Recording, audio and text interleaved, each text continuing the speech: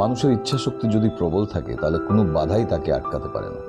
এমন একটি example set করেছেন কাছাড় বরাক উপত্যকার কাছাড় জেলার শিলচরের আমাদের সাথে বসে থাকা এখন ডক্টর অমল দেব। জন্মের থেকে ওনার একটি প্রবলেম ছিল, আর আজ সেই প্রবলেম নিয়ে ওনার সাথে কথা বলবো। ওনার মুখেই শুনে নেব কীভাবে তিনি স্ট্রাগল করেছেন, সাথে ওনার ফ্যামিলি স্ট্রাগল করেছেন, আর সেই স্ট্রাগলের ফল প্রতিফলন হয়ে এসছে ওনার ডক্টর হওয়ার রূপে। পুরো জার্নিটা আমরা শুনবো ডক্টর অমল থেকে। 15টি অস্ত্রোপচার, অসহ্য যন্ত্রণা, তবুও হার মানেননি। ভাগ্যকে হারিয়ে ডাক্তার হলেন শিলচরের অমল দেব। বছরের পর বছর প্রতিটি পদক্ষেপ ছিল অসহ্য যন্ত্রণায় ভরা। যখন অন্য শিশুরা মাঠে দৌড়তো, খেলতো, তখন ডক্টর অমল দেবের শৈশব কেটেছে হাসপাতালের বেড, অপারেশন থিয়েটার আর রক্তে ভেজা ব্যান্ডেজের গায়ে জড়িয়ে। তবুও স্বপ্ন দেখা থামাননি শিলচরের এই যুবক। চিকিৎসকেরা একসময় তার পা কেটে ফেলার পরামর্শ পর্যন্ত দিয়েছিলেন, কিন্তু ভাগ্যের কাছে হার মানতে রাজি হননি অমল। কারণ কথায় আছে, কষ্ট যে করে ভাগ্য তার সহায় হয়। তাই একদা শারীরিকভাবে অক্ষম অমলই গলায় স্টেথোস্কোপ ঝুলিয়ে চিকিৎসক হয়েছেন। শিলচরের অম্বিকাপট্টির বাসিন্দা অমল দেব বছরের পর বছর লড়াইয়ের পর সফলভাবে এমবিবিএস ডিগ্রি অর্জন করেছেন। তাঁর জীবনযুদ্ধ আজ সমগ্র বরাক উপত্যকার কাছে এক অনুপ্রেরণার নাম। জন্মের মাত্র 18 ঘন্টা পর থেকেই শুরু হয়েছিল অমল দেবের অস্ত্রোপচার। জন্মগতভাবেই অমল ক্লাবফুট রোগে আক্রান্ত, পাশাপাশি ছিল জটিল ভাস্কুলার সমস্যা। ছোটবেলা থেকেই হাঁটাচলা ছিল অত্যন্ত কষ্টকর। পা ফুলে যাওয়া, রক্তক্ষরণ, অসহ্য ব্যথা ছিল তার নিত্যসঙ্গী। 2014 সাল থেকে 2022 সাল পর্যন্ত তার পায়ের আলসার এতটাই ভয়াবহ ছিল যে হাঁটার চেষ্টা করলেই রক্তপাত শুরু হয়ে যেত। তবুও থেমে যাননি অমল।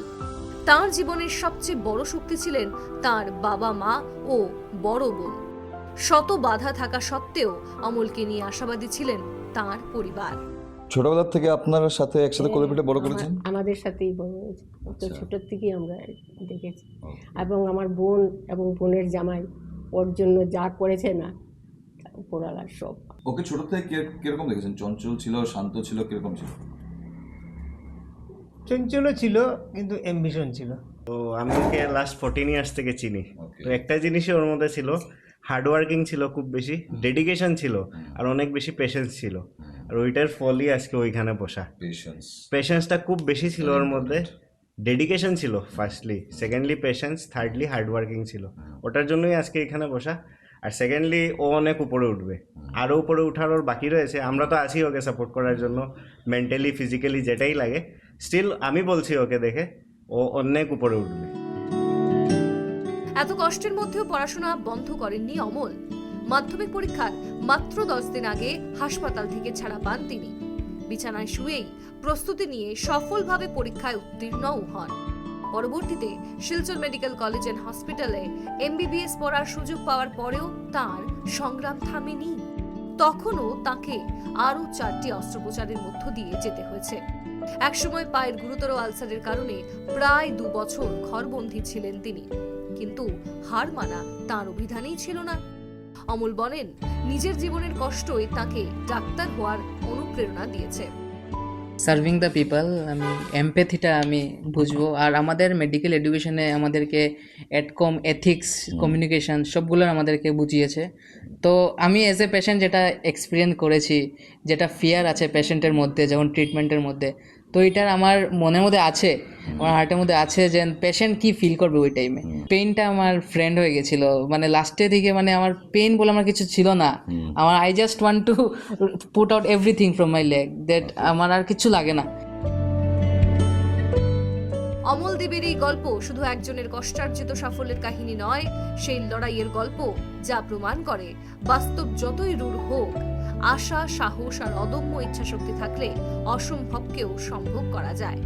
তাই তো আজ বরাক উপত্যকায় অনেকের অনুপ্রেরণার গল্প চিকিৎসক অমল দেব।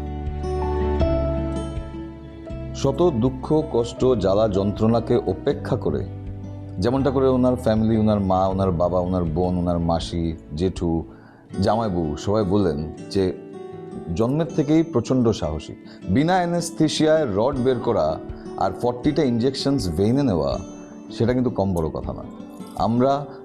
আমরা সেই পেইনটাকে হয়তো বা কেউ কোনোদিনও বুঝতে পারবো না যেটা ও ফিল করেছে বা ওনার পরিবার ফিল করেছে, কিন্তু ঠাকুর বা উপরওয়ালা যারা যেমনটা করে বলছেন, কেউ না কেউ সেই শক্তি আছে যে তাকে সেই শক্তি জুগিয়ে দিয়েছে, আজ সে ডক্টর হয়ে হয়তো আগামী দিনে মানুষের সেবা করবে। আপনারা দেখছেন news live Bangla, video journalist Nilma মার্কারের সাথে আমি বিক্রম সরকার, শিলচর থেকে।